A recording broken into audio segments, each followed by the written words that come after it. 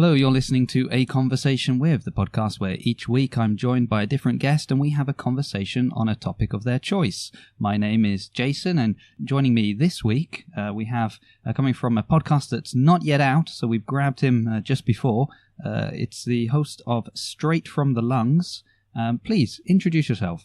My name is William Marler, and I have cystic fibrosis, which is going to be my topic for today.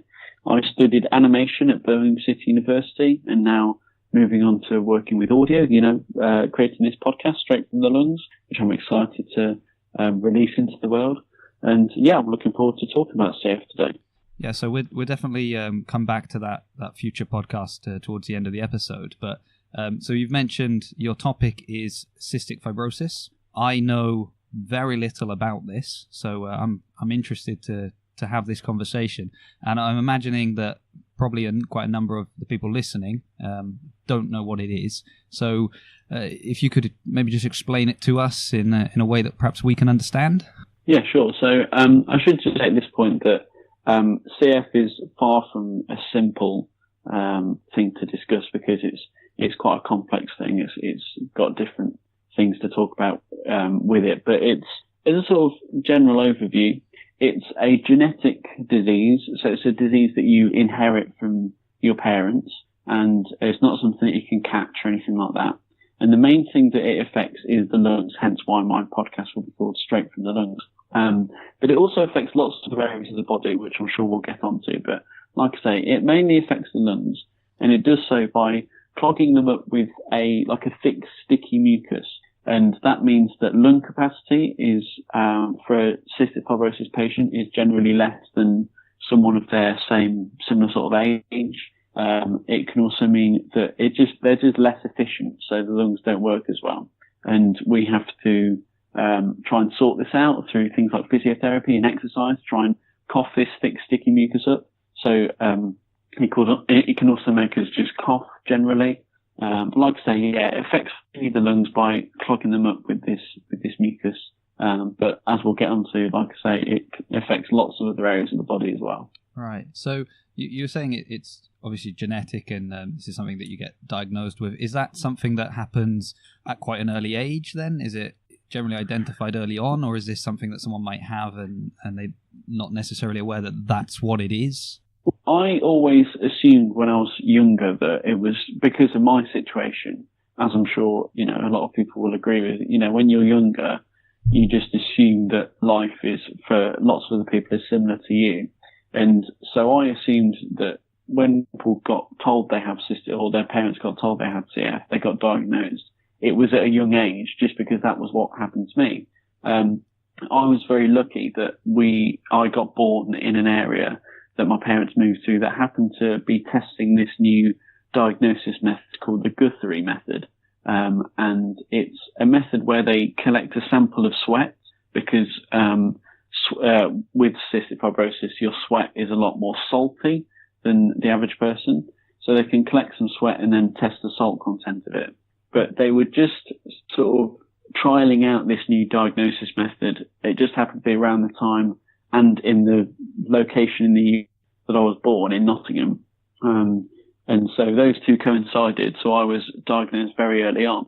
But a lot of people, either because they didn't have, they weren't diagnosed, the method wasn't around, or because of the fact that they didn't necessarily exhibit the symptoms of something like this, it didn't affect them too much until later on in life. Some people I've met through the podcast were diagnosed in their late teens, and then suddenly they've got this answer to why they've had this cough all their life, or why they've, not been as healthy as their friends or anything like that. But like I say, I was diagnosed very early on, and that's quite an important sort of thing, that if you want to treat cystic fibrosis, there's two things that affect sort of how you can start treating it. A, how early you were diagnosed and told about it, and B, when you start treatments and start sort of exercise and all these sort of things that can combat CF. So because I was diagnosed early on, my parents had the opportunity to start, me treating my CF very early on as well. So it's interesting you're saying that exercise is an important part of the treatment process, because... Yeah, it's... so exercise is part of like a physiotherapy routine. I mean, there's different physiotherapy methods that we have. So, for example, there's a vest that you strap on to your chest, and it vibrates very violently, which moves the mucus in the lungs that then we can cough up. I've never actually used that. It's quite a popular method, but I've never personally used that method.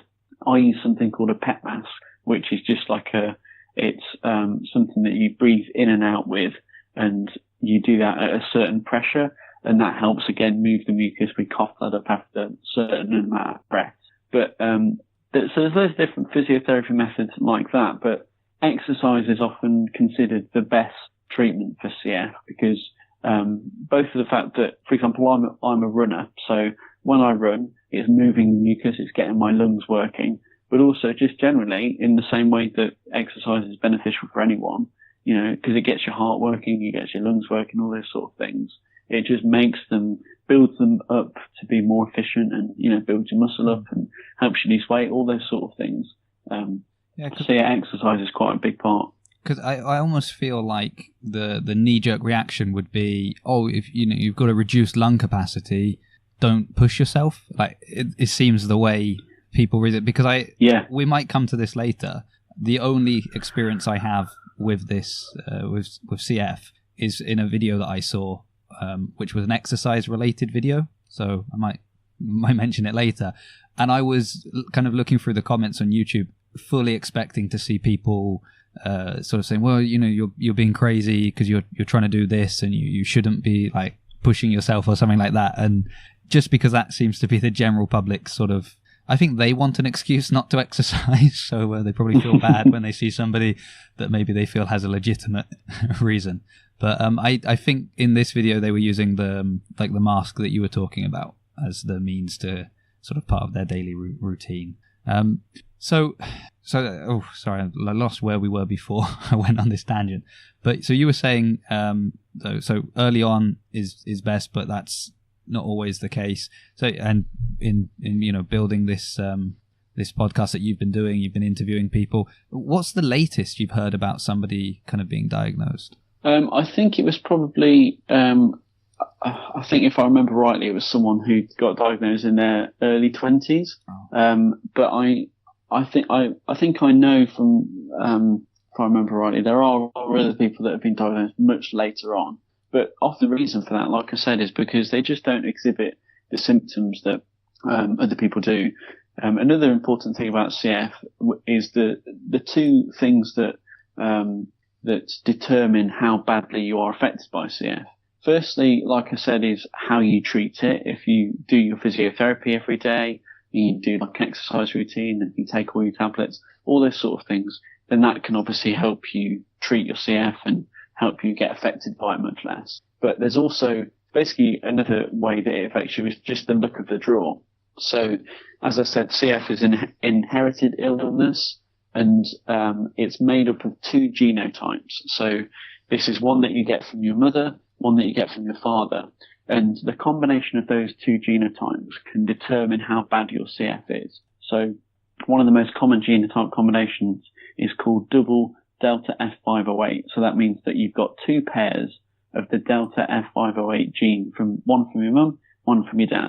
And that combination is often the most common within the community, but it's also the one that can be the most problematic and can cause, you know, to be affected much more from your CF. So if someone goes through their life maybe having a generally active lifestyle and their genotype is one that is fairly mild, I, for example, have quite a mild form of CF. I don't have some of the problems that other people have because of my genotype.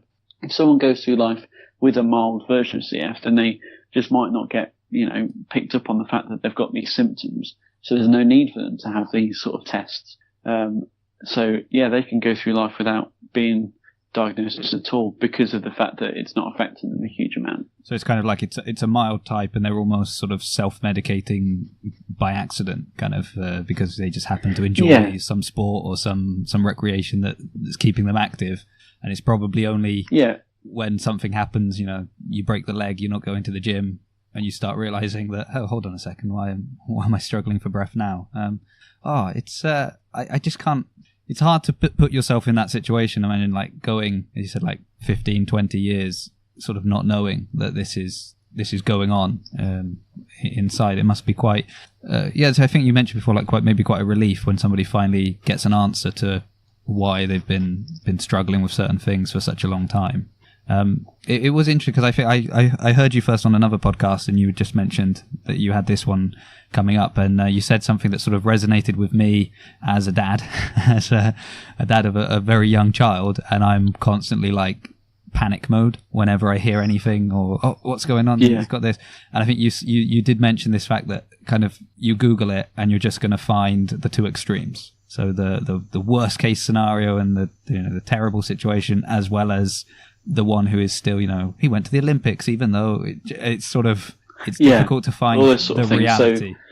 So Googling my podcast, the main sort of thing about it is as an alternative to what you'd get from a web search. So you're quite right that if anyone listening to this right now were to Google CF and go on the little news tab, apart from the sort of things, the news within the CF community about new medicines and things, they'd probably see something like inspirational teenager with, a life-limiting condition, is like, for example, I know a girl who's unfortunately something called end-stage cystic fibrosis, which means essentially that there's not really anything that they can do to increase your health. It's just a case of sort of, you're not necessarily given like how long left to live or anything like that, but there's not really a huge amount of hope left, unfortunately. But she's trying to meet Taylor Swift. That's one of her sort of goals. One of her bucket list items is meeting Taylor Swift, and she's put a call out on social media and has a huge amount of response, and she's been on various news programs in America. So that would probably come up as something like, inspirational teen wants to dream before, succumbing to illness or something like that.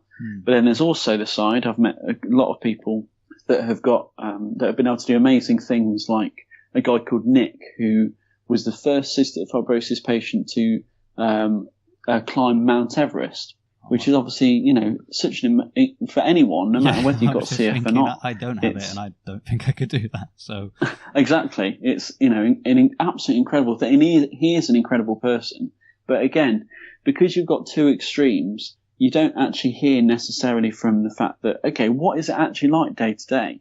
What is it like being stuck on waiting for a lung transplant? You might think that's a horrendous thing. But I spoke to a guy called Charles who was stuck on the transplant list for 3 years. He was saying, actually, it's just boring because you just want to get your new set of lungs or whatever. But he just sort of sat there waiting for it. It's not like horrendous necessarily. It's just boring. And it's those sort of real stories that I'm wanting to share. But also the sort of things that say, actually, if you, for example, start treatments and things straight away, if you stick with a good exercise routine. And when I say exercise routine, I'm not talking about, turning your child into this bodybuilder Olympian sort of thing. Just going for a run 3 times a week, or maybe joining the local swimming class or something like that. Just getting them active on a regular basis. These sort of things can really help CF become a manageable illness and something that can't be a barrier to be able to live a normal life. Part of my thing is going to be talking about, well, how do you handle school? How do you tell your teachers about this? How can they help? The fact that we're going to university, we're getting jobs now because it's no longer a childhood illness. Yeah. Those sort of normal things aren't really ever discussed because you get the two extremes, the scary information, as opposed to someone going, actually, don't worry, it's fine as long as you treat it or do your best to try and combat it. So I was kind of wondering what kind of support you get from the. So I like what you're saying. Go and join your local gym or your local swimming pool or something like that. I was just wondering, because quite often when I've joined up at different places, they've kind of given you a little questionnaire to fill out, medical history. Do you have anything they should be concerned about? I kind of wonder how they react to somebody saying, well, yeah, actually, I've got CF and it affects me in this way and that way, and whether they're a little bit apprehensive about having you there, or are they quite kind of accommodating, and I don't know if that makes any sense what I'm saying. But. Yeah, totally. So I've had various experiences. The first one being that very early on, my parents enlisted me as in the local swimming club, and that was something that, as much as I didn't necessarily enjoy it entirely, it was something that was, really vital to help me exercise all the time and get to where I am today. But the coach of that club was told by my parents about my CF. He knew about it, but it was never really kept in mind. It was actually treated quite poorly because the problem with, when I was swimming was that oftentimes I would end up, because in competitive swimming clubs, you swim in a lane with similar ability people. I ended up in lanes with much younger kids, and that was essentially the reason why eventually I decided to stop swimming, because it was just really demotivating to have to be swimming with, kids much younger than me, because I couldn't do as well as, people my age. But although the club coach knew about this, he didn't really do anything much to help, which was, a bit of a shame. But also things like gyms, I've never been totally, I've never been too upfront about it. I've never actually had to fill in a questionnaire, as you say. But there are a lot of personal trainers at, generic gyms that have dealt with people with cystic fibrosis. They know it's something that they can help with. But there's also personal trainers and things at most of the cystic fibrosis clinics. So the clinic that I attend in Nottingham has a couple of personal trainers who, they know about, helping people with cystic fibrosis. That's their job, is working on these cystic fibrosis wards. So they know the sort of personalised plans that will help and can liaise with the right people. Dietitians, for example. If, for example, you're wanting to build muscle mass, then you can have a plan drawn up that's personal to you. So I think, a lot of the time people, it depends on whether you're open about it to a gym or a club or whatever. But I found actually that if you are open to those sort of people, then if they are active in trying to help you, then they can also just bear that in mind as a way to help them know if there's any problems. That I am trying my best, for example, if I'm swimming, but they know that it's because I'm struggling, that I'm not doing so well today or whatever. Yeah, I think it's difficult to strike that balance, isn't it? People don't want to be treated as differently. You don't necessarily want every time you're doing something, someone's kind of looking at you, well, let's see what he can do. Oh, poor thing. But at the same time, some people benefit from that sort of extra supervision or just extra bearing in mind. Some people benefit much more from just, I've got this thing, but don't ever treat me any differently, because that will just make things worse. It just all depends on the person, really. What about, I mentioned that just because as I said before, the one video I watched was a fitness video, so I was just, and that was before knowing of you and that I was going to have this conversation. It just happened to be something that sort of came across my spectrum at the time. But you mentioned also, speaking to the teachers and things like that. I'm wondering what the school experience is like comparatively. Is it, I guess, again, it's depending on the degree, and as you mentioned at the beginning, that it can affect people in different ways in different degrees. But is there a lot of understanding needed on the part of teachers and educators in general? Yeah, so for example, when I went to secondary school, in terms of my CF, I had quite a good experience with secondary school, because even before I joined, we made the school aware of what CF meant and what it would mean for example, going into hospital and things like that. And they were able to bear that all in mind, so that they just knew day to day what might come up. Like I said, I can only speak from my mild cystic fibrosis. Some people have it a lot worse and have different, school situations. But a lot of the times with school, especially in America, they have things called IEPs or 504 plans, which are specifically for people with different circumstances that just have this plan in place to be able to say, I've got cystic fibrosis. It means I take tablets before I eat food. It also means that during, PE or gym lessons that I might get worn out much easier than other people, but that's not me not putting in the effort. That's just my CF. It could also mean that it's like safety things as well. Like if I start coughing, having a coughing fit, is that just, leave me alone, let me, sort it all out? Or is it actually that you need to call the nurse or even the ambulance, or like sort of things just to know what the plan is, that if something goes wrong. But then there's other things as well. Like I said, having to go into hospital is a common thing to think about with CF. And just knowing, okay, when you're in hospital, do we get the work across to you? Because you need to still do your schoolwork whilst you're in hospital.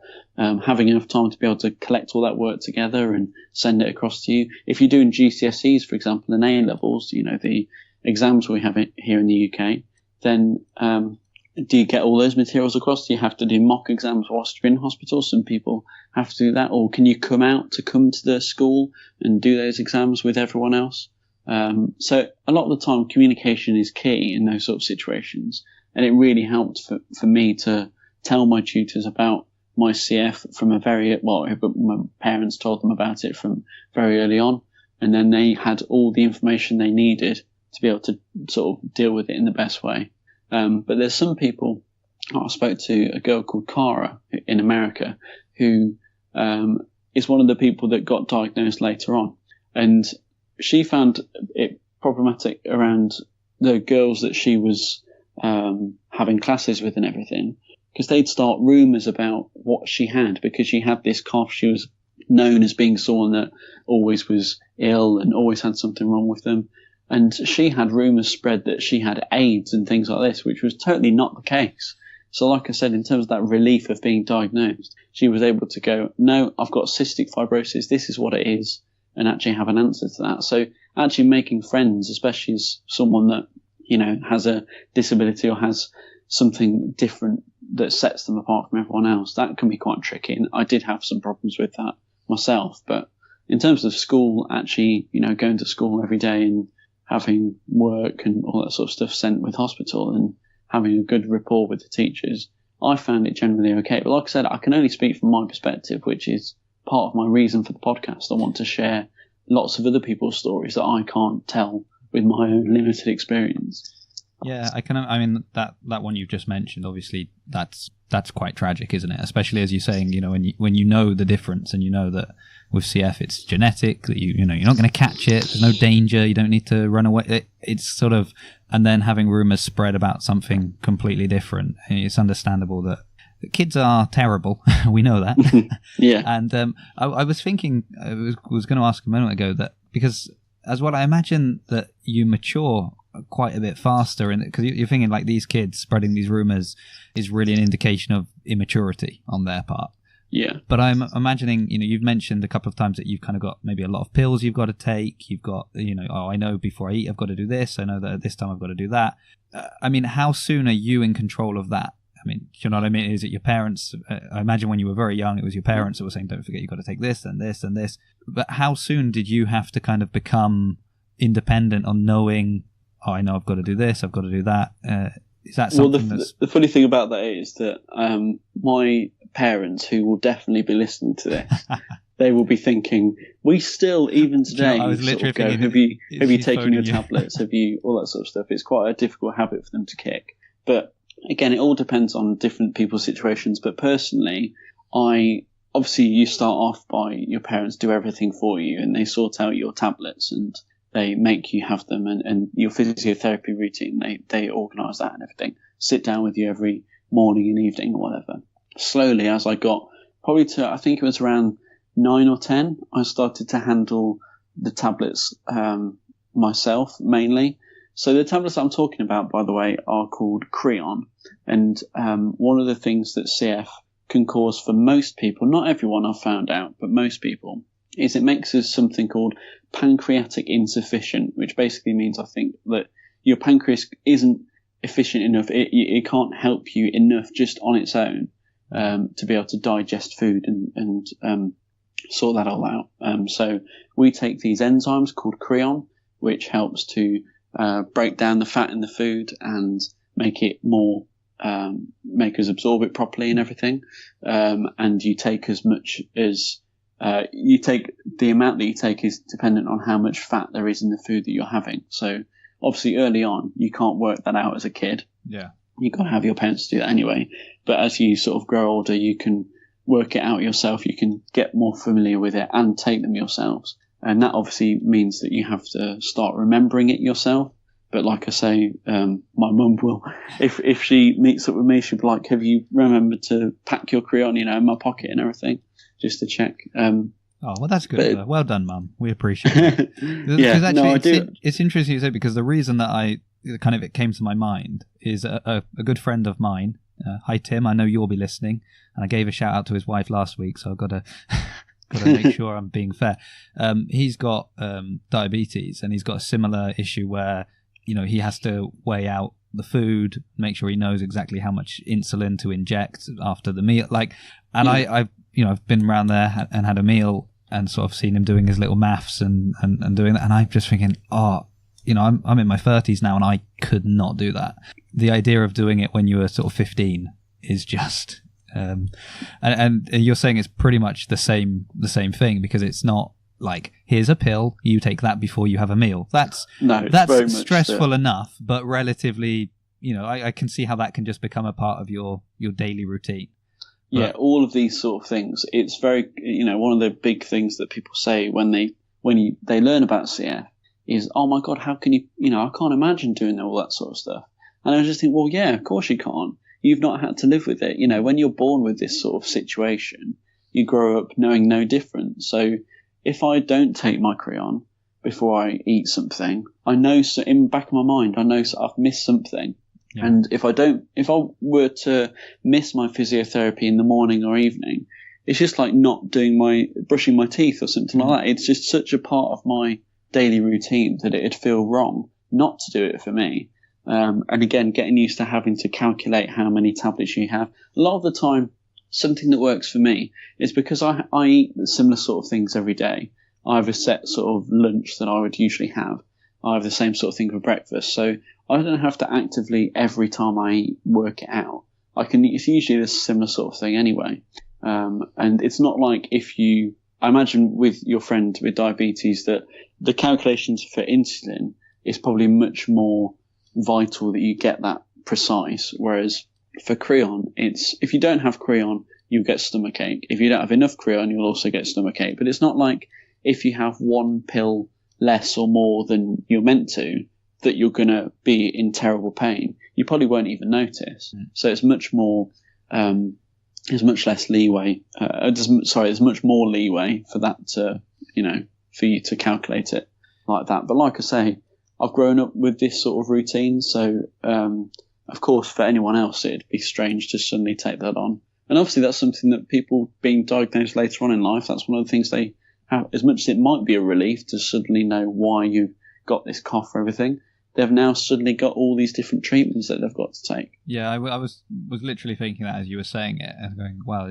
when you were saying, it's as much as a part of your routine as brushing your teeth. And yeah, when you're growing up with that as your routine, I'm sure it is. But yeah, somebody who's come to the game late is now going to have to, I imagine that must be, I don't want to say the most difficult thing, definitely not, but surely it's not helping that you've suddenly got to adapt to a completely new daily routine. And I mean, we eat a lot quite often. Yeah. So is it like, I'm going to sound really ignorant, but well, go back and listen to the last 10 episodes. Don't worry. It's a common theme. Is this like every time you eat? So, no, or is it only really a big depends. Meal? It depends all on the fat content. So, for example, if I were to eat an apple, then I wouldn't need to take any tablets because, there's not really any fat in apple. But if I were to have a sandwich, then obviously I'd have to think about that. If I'm going out for a meal tonight with a friend, for example, so I'll be taking my sort of pocket box of crayon, and I'd have to take that before I eat then, for example. Yeah. It's also, for example, if I drink something, I don't have to take it when I drink, because unless it was something like milkshake or something that, had some fat in it. But yeah, it's generally every time I eat something, but because I've got quite a nice routine of, I rarely snack. So, I know that breakfast, lunch and dinner for me is very much, when I usually eat. If I'm going out, for example, like I said tonight, or if I'm leaving and I might grab some lunch or a snack or something like that, I just know to have it in my little pocket box to carry it around with me. Or if I'm going home for a bit, then I know to take like a bigger pot or something like that. Right, yeah. Oh, so it's interesting because you mentioned before, like right at the beginning, that so let's put it out there that probably general public don't really know what it is. No. Then you're going to have that group of people that, oh yes, I know what that is. That's something that affects the lungs, and that's going to be the kind of the layman's sort of understanding. And now we're starting to see that, well, yes, it definitely does. That's probably can we say that's the main area that's affected? Yeah. Okay. Yeah. But now we're seeing, and also the pancreas is affected. It's going to give you issues for how you eat and how you live your life there. Is there any other kind of major areas that this affects? So this is, I think what would be good for me to do is just, I won't be able to give you all of them because I don't know all of them. But if I just list some of the ways that it can affect, because I think this would be quite interesting. So like I said, affects the lungs, affects the pancreas and the digestive system, hence sort of thinking about taking tablets during food and everything like that. It can also, again, going back to the reason it affects the lungs, sort of clogging up the lungs with this sort of stuff. It can also make, there's a 95% chance if you're a man with CF that you'll be infertile. Right. So this is also important to sort of explain the difference between infertility and being sterile. So sterile is that you don't produce sperm. Infertility is that you can't extract it naturally. So, for example, I don't know if I'm infertile. Like I said, I might be in that 5% that isn't affected by it. But if I am infertile, then my partner and I would have to go through IVF if we want children. It can cause osteoporosis, so really horrible joint problems and arthritis and those sort of things. Even down to smaller things, like I said, the salt, the sweat, is made up of much more salt, and it can create like clubbing in the fingers. I don't have that, but it can create some it can make the fingers like bulge a little bit. Mm-hmm. It can, if there's a lot of medicines or a couple of the medicines that are used intravenously. So when you go into hospital and they have like a drip medicine, a lot of those that deal with cystic fibrosis can also cause, if you use them long term, can also cause hearing loss. So I know a couple of people who actually have had hearing loss because of the various medicines that they've had to have because of their CF. I mean, just I'm sure I'm just scratching the surface of what there is what it really affects, but this is partly the problem when, as much as it is a simple way to say it's a lung disease, and it very much is mainly the lungs, it's such a oversimplification of what it genuinely is and how much it really affects the body. And especially when people say, oh, is that like asthma? And not to take away anything at all from someone that has asthma, but it's so much more complex than asthma. Like I said, it's not just the lungs, and it's just getting that out there, that real picture. But I do understand why it's necessary to simplify it sometimes, just to say mainly affects the lungs. But like I said, it's so much more complex. Yeah, I mean, in the brief little discussion we've had, it's come across quite clear. Having had a lot of, I suffered with asthma when I was growing up, and but you see, that's something that I had it growing up, and I've just kind of managed to shake it off, and just through an active lifestyle, I got a pretty bad cough that was going around. There was a cough sounds too simplistic, but basically it was a really severe kind of cough, and that actually triggered my asthma after years of never having it, and I ended up having to kind of take some steroids just to get back to where I was. But then once again, it didn't take that long for me to kind of shake it off and then not need anything. Obviously, then I've got relatives that have much more severe asthma, and but even then, it's an inhaler or some tablets, or it's so much more manageable, and it is affecting one area of your life. And this is obviously my question then, I suppose, would be, you've listed off quite a long list that apparently is actually only a short list of potential problems or effects that this can have on you. I don't know, how easy is it to then find out? So like you go in, you're diagnosed, or more likely you take your child in, they're diagnosed. Yeah. How easy is it for them to then identify what problems they're going to have? I don't think it's necessarily something that is ever identified. It's not like something that you get this, a list back of this is what's going to happen.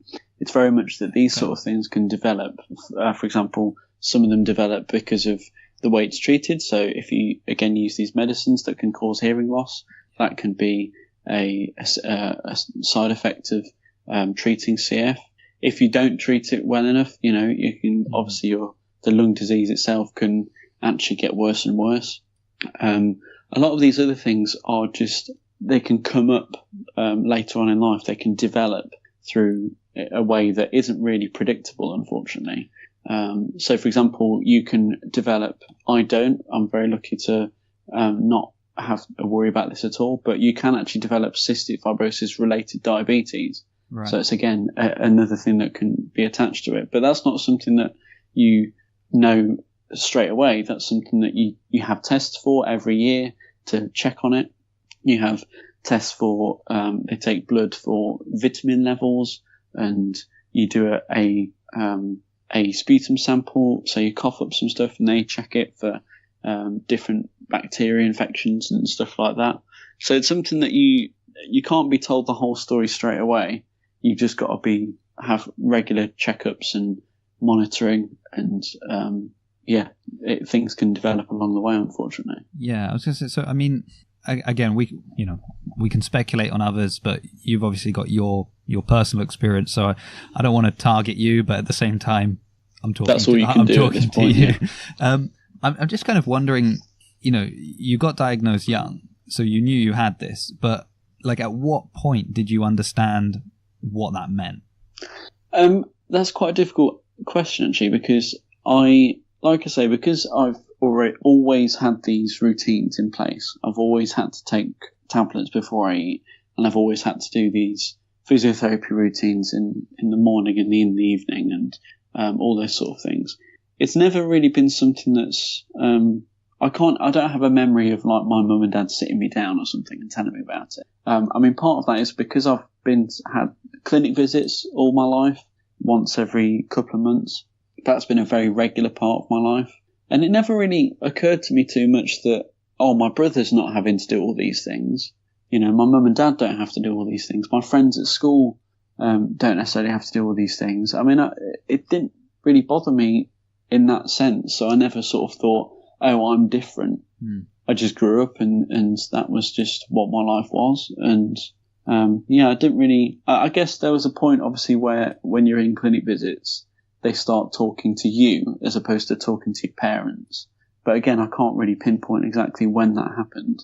I've just sort of gone through life, and this is just what my life is, and just dealt with the punches, I guess. So that's not really a very good answer, because I don't really have one. But that's you're right, because obviously we kind of drip feed children information, don't we? We give them what they need in the moment, and then as they get a bit older, we elaborate on that.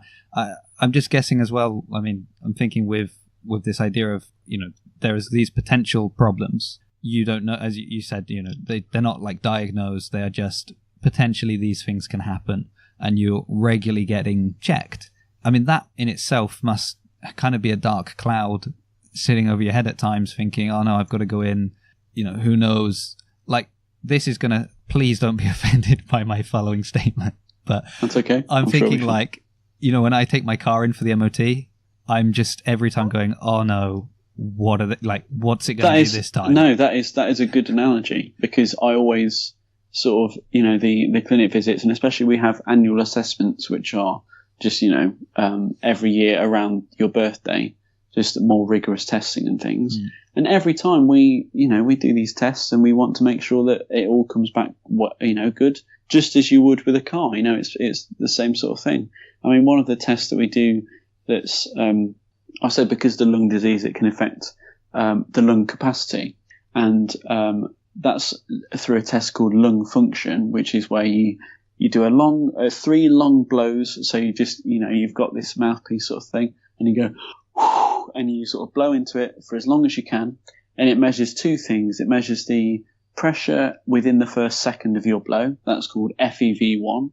And then FVC, which is the length of your breath. Those 2 figures are compared to someone of your similar age and height and weight and everything.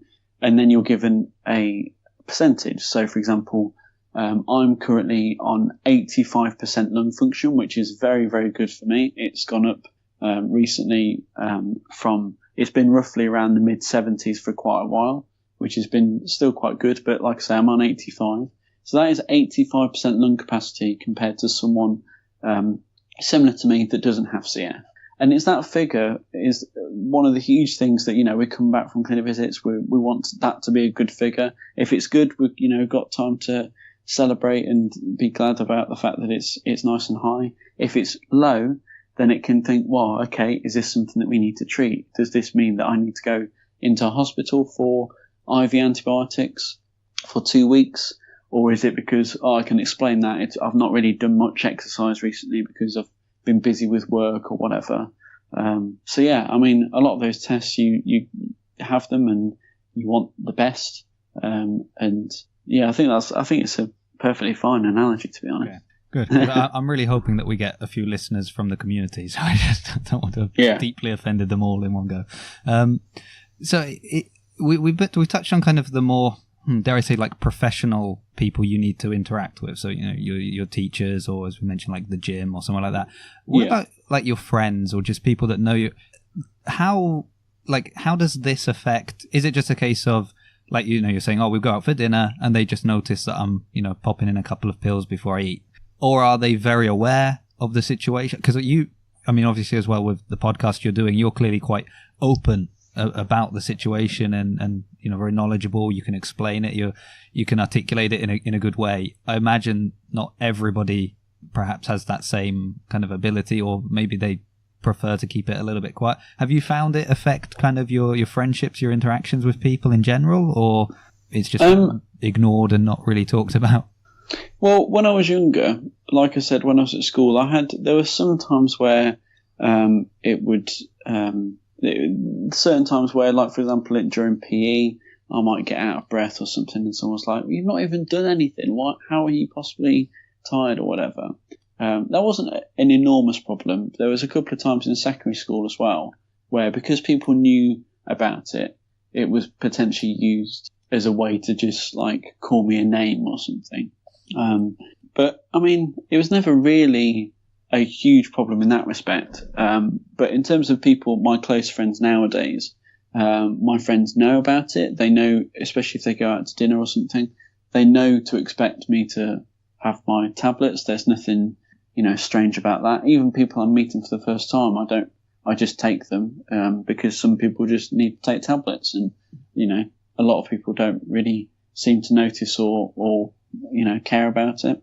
But yeah, it's just, I think they just know that this is the case, especially, as you say, I'm a very open person about my CF, partly because I like to shout about my achievements and various things that I've done. For example, in 2015, I ran the London Marathon for the Cystic Fibrosis Trust, and I've always been very open about that, but also why it's a huge deal for me to do this because of the way that CF affects my life, and I've never been one to be particularly to keep it back. One of the big ways that it really does affect my sort of social interaction is with my partner. And so I've been with Vicky for over 3 years. We're now engaged, and that's very, wonderful and everything. But congratulations. Thank you very much. When we first went out, though, I had to, quite early on, I had to sit her down and sort of explain all the things, the sort of boring stuff like physio and whatever. But something that we've not touched upon is actually the life expectancy for someone with CF, and bearing in mind this is an average, so this is taken into account people that die very, very young and also people that live to their 70s. But the life expectancy for someone with CF is 40, which is obviously it's just above 40. I think it's in the 40s, which is still, as much as it is an average, it's still quite a sort of scary thing. Yeah, I was going to say scary to kind of have that number floating around, isn't it? Even if it's exactly an average, it's still exactly. And to sort of say it's just a very real thing that I'm gonna have to probably go into hospital once a year or something like that. It's going to mean it's difficult for us to have children. All these sort of things. I sort of sat her down and made sure she knew about that. And she was very, very loving and great with that, dealt with it and said, I still want to be with you. But those sort of things, she's taken that on now herself. So when I was younger, obviously it affected me, but it also affected my mum and dad, my brother, all these sort of things. It affects the whole family.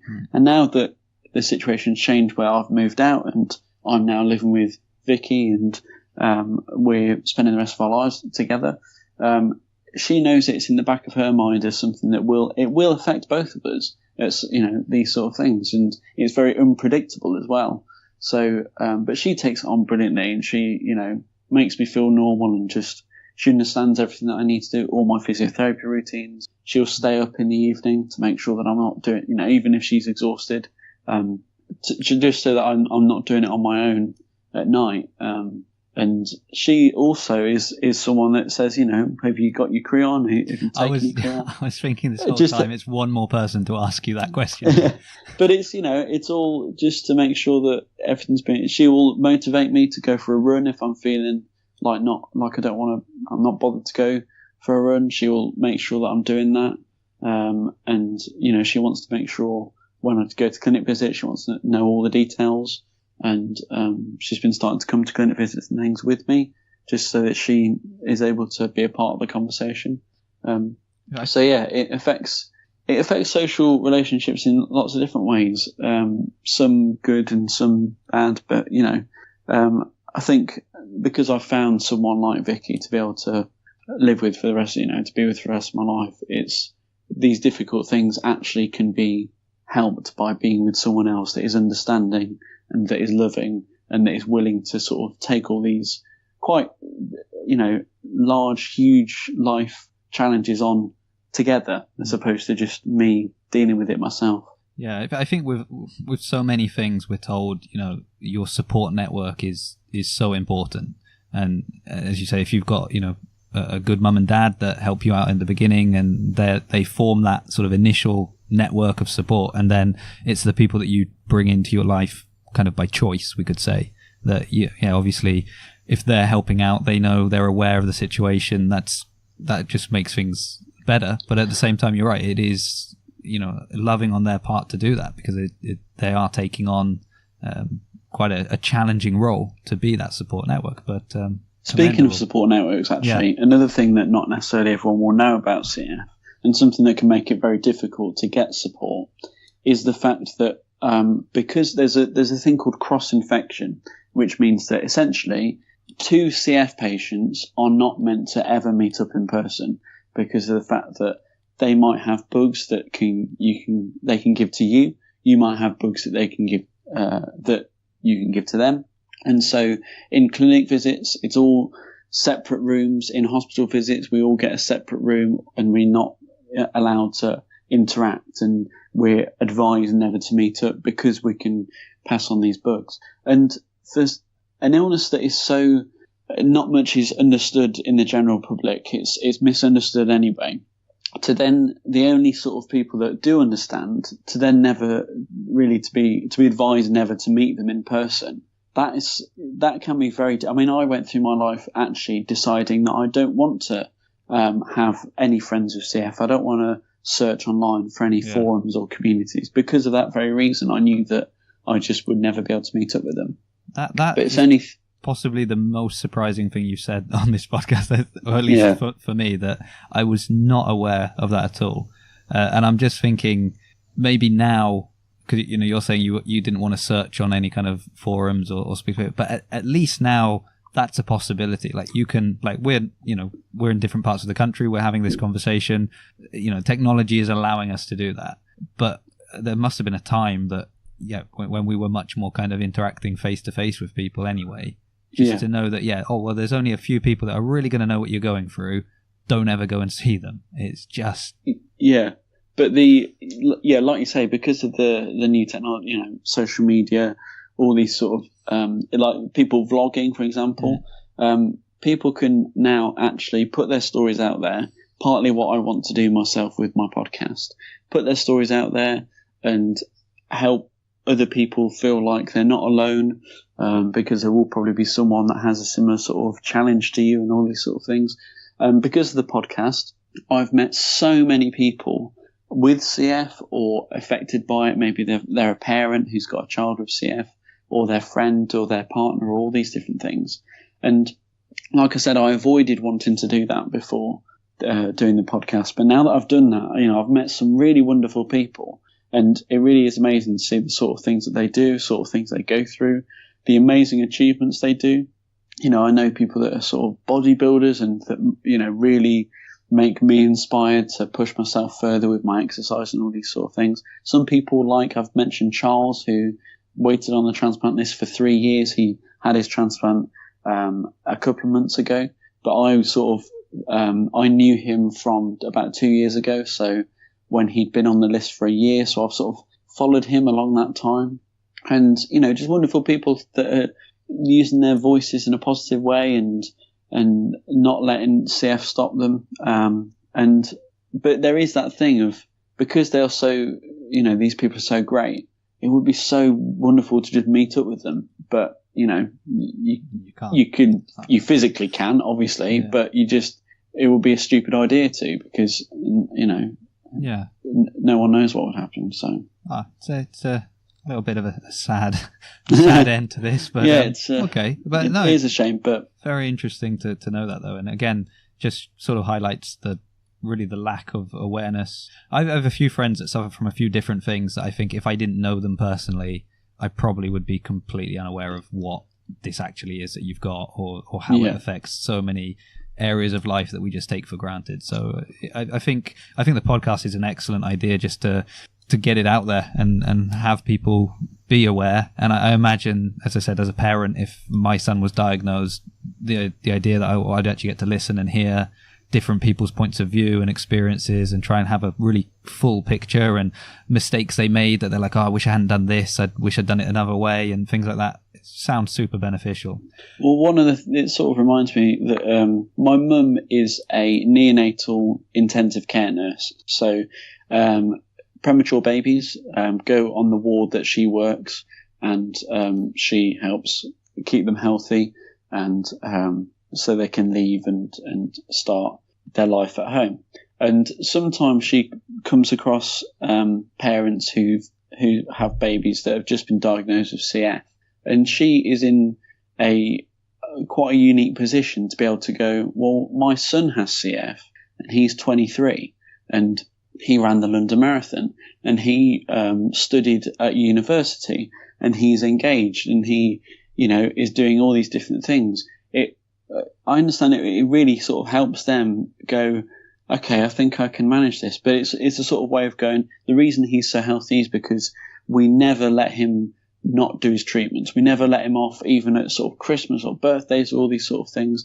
We never, we made sure that he always had his tablets. We always went to clinic visits. We made sure he did exercise all the time, all those sort of things. But it's a way for her to go, it's not it's not like the end of the story. You've got CF, that's my wonderful son or daughter's, life that I've had imagined for the past 9 months is now ended. No, it's not that at all. It's the beginning of something wonderful. Your mum sounds like a hero. I think I'm going to have to get her on the podcast. She is. And I should also say that my dad is similarly, because I know that if I don't say my dad, he will. But my mum and dad are just wonderful people, and I owe so much that they'll be going, no, you don't owe us anything, but that's what parents do. But I wouldn't be the person I am today without them doing the amazing work that they did to, mean that I was as healthy as I am. And Mum's going to be crying right now. She's going to be crying her eyes out at me saying that. But it needs to be said that, my mum and dad, Liz and Jerry Marler, they are wonderful, wonderful people. Well, that's all right, because your dad's probably there with the tissue ready to help her. No, he's in also all fairness, he's probably crying as well. He was crying first. That's what made her start, because he broke down. Well, they sound wonderful, and well done. It's always good to hear a nice story about a mum and dad that are really doing an excellent job. So usually about 20 minutes ago, I ask if you have any questions for me. Yeah. Conveniently, we don't have a lot of time for that now. But anything you wanted to ask me about your topic? The only thing that I'm quite curious about is, what is this exercise video? Because in my head, I'm thinking like some sort of 80s sort of thing where they're in spandex and they're deliberately cryptic on that because it was the only piece of information I had. So it was actually a CrossFit video. Oh, okay. So I actually go to that's kind of the only exercise I do is my wife and I, we're both members of the local CrossFit here in Bath. And so I obviously get things pop up in my YouTube feed. And it was basically about this, she actually owns a CrossFit gym in the States. And she is, one of the things about CrossFit is that every year they have the Open. That's like a workout. It's 5 weeks and they post the workout like on the Friday night, and you've got until Monday to complete it, and then you kind of post your score. And she did that despite obviously having CF, and there were a couple of exercises within that are really lungy, difficult, like challenging. But if you can kind of get one rep, you can report your score, and that was sort of her goal. It was just interesting because it starts off, you see her kind of at the gym and what she's doing, and you think, oh, that seems quite, well done you. It's good you're being able to do this despite that. And then I saw her like daily routine, and that just kind of blew my mind, because she's like, it takes me like 2 hours to get ready in the morning because sleeping is like your lungs are resting. So when I wake up, I've got to clear them out. And it was quite surprising. It was not what I sort of expected, and was watching her do some of the workouts, and she actually, I guess she had oxygen attached while she was doing it at the same time. Oh, okay. Because she's clearly quite severe. I didn't get to finish all of the video, but I think that they were doing the X-rays on the lungs, and you sort of seeing how what percentage was kind of functioning, and that it was that was it was just coincidentally. I think at the time I didn't remember exactly what it was she had, and then it kind of clicked into place when I heard you talking about it, and I was like, I'm pretty sure that's what they said she had in the video, and I just quickly went through my history and was like, yes, definitely it was that. So that's the one I watched. Well, it'd be interesting to see that, actually. Yeah, I'll send you the link so you can see, you can track her down, get her on the podcast. Yeah, absolutely. But yeah, it was interesting. I will send you a link. I'll even put the link in the description here in case anybody else is intrigued and wants to see that video. It's not long. It was like 15 minutes, something like that. It was quite a brief one. Yeah. Excellent. Well, thank you very much for coming on. No, it's been wonderful. It's been really nice to speak to you. It's been one of the most interesting topics we've had so far. Not taking anything away from anybody else who's come in with very nice topics, but this has probably been the most, I want to say, emotional or powerful topic we've had so far. And if anyone is listening that is suffering suffering's not really, is that the right word to use? I was going to say that the Cystic Fibrosis Trust, they have the charity here in the UK. They have certain things of, they would never say CF sufferer or whatever. No. But I think personally, it's a go-to term for if you have, if someone's trying to describe an illness. So have CF or suffering from CF, I can't imagine too many people would be that offended. Well, what I want to say is that generally at the end of each episode, I do put the call out. You can tweet us at ACW Pod. You can send on Instagram. Email is aconversationwithpod@gmail.com. And I'm always saying, if anyone's got a topic that they'd like to talk about, contact us and we'd love to have you on. But if, you're going through this and maybe you've got a great hobby that you're doing, or you're doing one of these incredible things despite that, please reach out to us, because we'd love to have you on as well to share your experience. That would be really nice. Just before we go, we've mentioned it a number of times, but so your future podcast is called? Straight from the Lungs. And I know that the episodes probably aren't up yet, but you do have a Facebook page, correct? That's already active? Yeah, so on social media, you can find me on Lungs Podcast.